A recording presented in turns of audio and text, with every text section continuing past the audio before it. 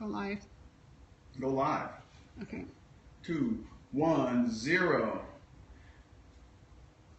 Good almost afternoon, everybody. You know, it's been a long time since I've been doing one of these social services, or from public service announcements, we call them. So we talked about a lot of interpersonal things, about family. We talked about drug use. We talked about how to raise kids. So today we're going to talk about parenting styles. That's some of the things that has shown up in the last probably 2 weeks or so. Parenting, how to parent our kids, guilt of parenting. So we're going to touch on that today. We have before we start, I want to let you know that we have a college-bound boot camp for kids who may have some anxiety about going to school. Just to let you know that 71% of the students who go to school drop out because they're fighting school and work. And 61% of students are not academically prepared for school. So there's some intimidation involved. So what we can do at our program, which happens on June 25th in Torrance at 8:30, is to give kids some awareness and understanding around what's stopping them from thinking that they cannot make it in school, or thinking that they may not be able to complete school, or here it is, they belong in school. So that's something to think about, okay? So, topic of the day, parenting styles. Boy, that's a really interesting one, because people approach kids differently. They approach kids by how they were approached. And so what we're going to do is we're going to go some basics, you know. But first, ask yourself this question: why or did I parent my child the way I did? Think about it. Were you overly aggressive? Were you lenient? Were there boundaries? Was it my way or the highway? Was it just total, maybe abandonment, or unintentional abandonment? You know, think about it. How did you raise your kids, if you have kids, or you watch people raise their kids? You know, what would you do? And where did you get your parenting skills from? Was that the way you were raised? Was it the way you saw the world? Are you taking after the parents that you had? Another thing is this: were you fortunate enough to have parents? That's something to think about. So, that being said, let's go over some psychosocial educational topics so we can give you a foundation, okay? One of the things about parenting, or people in general, is attachment styles, okay? How were you attached? All right? So I'm going to go over a couple. We have one that's called secure attachment. All right? Secure attachment looks like this: knowing when the parent walks away that they're going to come back. So a child usually goes, yes, I know they're coming back, so I'm good. I'm fine, so go do your thing. All right? Then we have the other attachment, which is ambivalent attachment. You're not sure. Because sometimes they come back, sometimes they don't. And what happens is we are unsure. So there's always this hesitation about whether they're going to show up or not. And so that could leave room for uncertainty. That could leave room for, what is that? Apprehension, doubt, you know, because we don't know if they're going to return or not. And it's about consistency. Yeah, you want to talk about a good parenting style is being consistent. All right. And another attachment style would be this: avoidant attachment. And this is the part where you avoid the attachment of your caretaker because you know they're not going to show up. And when they do show up, you kind of turn your head to the side and go, don't even think about it, because you never show up in the first place. So I don't trust you. I don't want you to come near me. I don't want you to try to attach yourself to me because you're not consistent with me. So those are the three types. So we have avoidant attachment, we have secure attachment, and we have ambivalent attachment. Okay? Now, what does this have to do with parenting styles? Well, it kind of runs into the how we're going to raise, or shall we say, relate to our kids. So let's go over a couple, okay? Parenting style, basic parenting styles are these. One is responsive. Responsive of the parent, okay? This is the parent who shows up, meets the needs of the child, okay?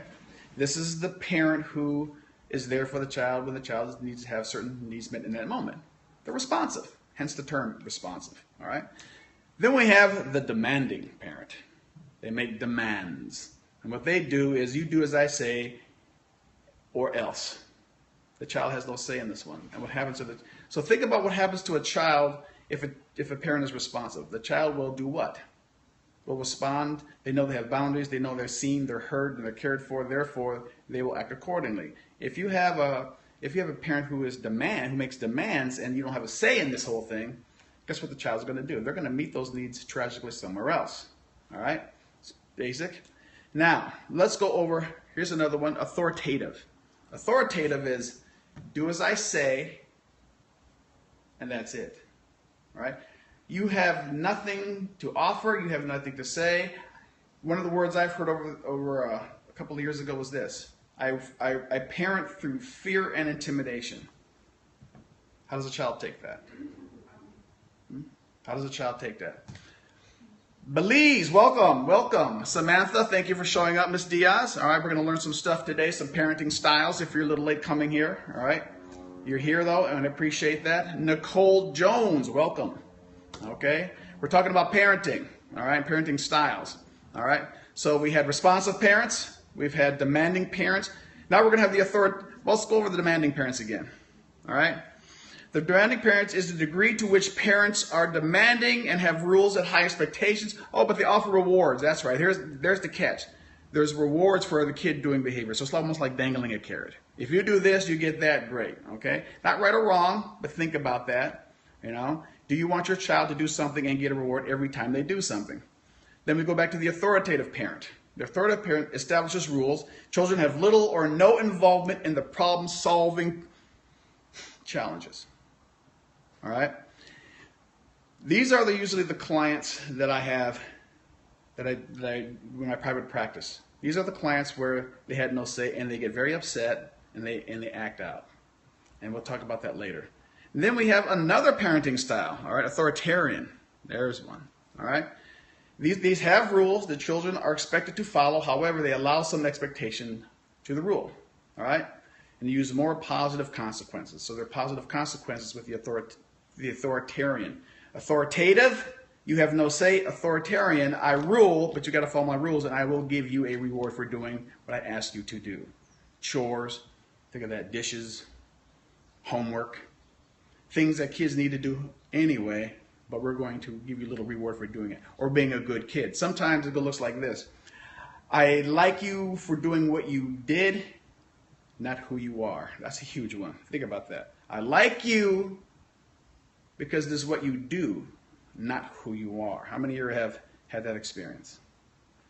Think about that, okay? It's huge because do we like our child because they're them? They're unique? They have their own characteristics? Or do we like them because they do what we want them to do? And that's a big one, all right? So, now here's the big one here. The big one is the neglectful parent, all right? These are the parents who don't show up at all. They don't know how to be there, right? They don't know how to meet the needs of the child, right? They lack knowledge of parenting. They lack or child development. They don't know what to give the child. Actually, the child can outgrow the parent on an emotional, social level. All right? Everybody says this. Here's something I always heard. Well, you're a grown-ass man, or you're a grown-ass woman. And I say, how do you know? So depending on the social development of the person or the parent will dictate how they can relate to their child. Sometimes the child outgrows the needs of the parent because the parent is stuck. Okay? So when you have a neglectful parent, a parent who is unable to show up for their reasons, the child will get jammed and they too may be stuck in a world where they can't get any answers over the years because the parent doesn't know how to give them. So guess what? Well, they'll end up doing what? Crime. They'll end up being abusive. They'll end up drugs. They'll end up doing all kinds of things. Okay? So parenting, probably the most important job on the planet. It's a job where you have another human being that is, at your disposal in a sense that you're responsible for, okay? So think about parenting. Think about who becomes a parent. Should there be a law for parenting? I mean, we got to register for everything else, and that child, the most important person on the planet in your eyes, are we giving the child what they need? Do we know how to? I work in a world where a lot of children have been neglected, and they come to me, but I understand, so I see where they come from, and a lot of it has been neglect, say 95%. On the other hand, for let's say people who have jobs, money, and that sort of thing, who have the physical means, I've noticed that those were parents who may have been authoritative, or the parents who have been permissive, meaning, allowed them too much freedom to where the kid, decided that to do their own thing without the parent involved, okay, without parent involvement, okay? So think about parenting. Think about the types of parenting. I'm going to go over one more time. We have responsive parents, right? And we have demanding parents. We have authoritative parents. We have authoritarian parents, and we have permissive parents, okay? So which one do you fit in, No right or wrong, but understand where it all comes from. Understand that your parenting styles may come from what you learned as a child.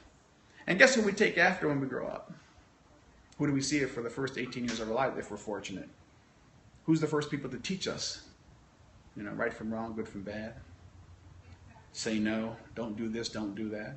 So there's a lot of influence from, from the first 6 years of your life to the next 12 years of your life. Okay? So this is a little touch-up, all right, about parenting. So hope you learned something this week, and next week we'll have another topic, all right? And, I'm glad to share this information with you, and if you can help somebody else with it, that's wonderful, okay? So that being said, guys, have a great Saturday afternoon, and we'll be in touch. And thanks for coming along, Nicole and Samantha and Miss Belize, okay? And, share the word, okay? And we'll talk to everybody sooner or later. All right, I'm out. Have a nice day.